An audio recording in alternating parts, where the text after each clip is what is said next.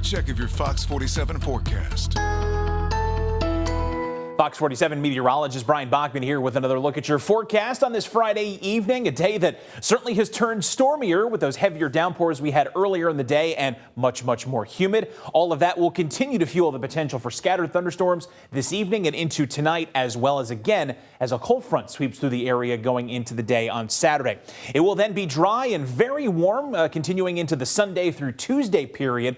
And then it actually looks like there may be a more significant cool down in the works as we get toward the end of next week and into next weekend. We'll be paying very close attention to that over the next 7 days. But taking a look at Doppler radar here tonight, most of the storms we have seen in the last couple of hours have been focused on our northernmost counties. Parts of Clinton County seeing a couple of flare-up downpours here after some initial heavier storms have cleared east of Shiawassee County. You got some light rain moving back in toward the Owasso area. Ovid-Elsie coming out of some heavier downpours, but one likely to roll back in pretty shortly here. And as we zoom out, we'll see that the rest of our neighborhoods are largely quiet for now, but the atmosphere is very unstable since we have a frontal boundary parked right overhead. So as we head into the next few hours, we will likely at least see a few more pop-ups getting going across the region. And all of that preceding what could be a larger complex of storms that we see here back across Iowa into Wisconsin. These are going to track right along this stalled frontal boundary headed toward lower Michigan overnight. Most of the forecast data is leaning toward these storms falling apart before they have a chance to reach us. But with the atmosphere being so unstable, some of this energy could ripple in and just lead to some of those additional pop-ups that we expect over the next few hours. That'll then be followed by this cold front back across Minnesota and South Dakota. That heads our way tomorrow. Flares up a new round of showers and storms tomorrow afternoon and evening that'll have us watching the skies pretty closely for the first half of the weekend. Good news, though, is that beyond that cold front, heading into Sunday, we got another big dip in the humidity. It might only be for a day like we saw yesterday, but at least it'll be a little bit of something after the oppressive levels of humidity that have crept back up today.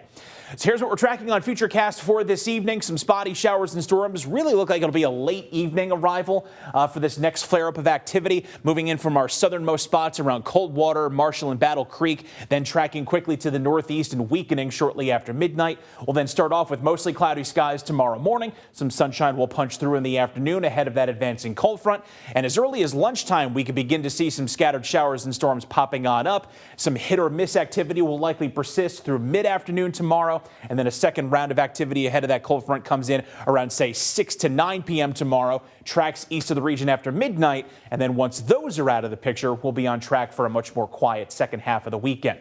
Also want to note that tomorrow's storms, like today, will have the potential to become severe. So please make sure you stay weather aware and have some backup plans if you're planning on being outdoors. But mostly cloudy skies for tonight. Chance for some additional thunderstorms. Low temp only falling to about 70. 87 for tomorrow with scattered thunderstorms flaring back up in the afternoon and evening.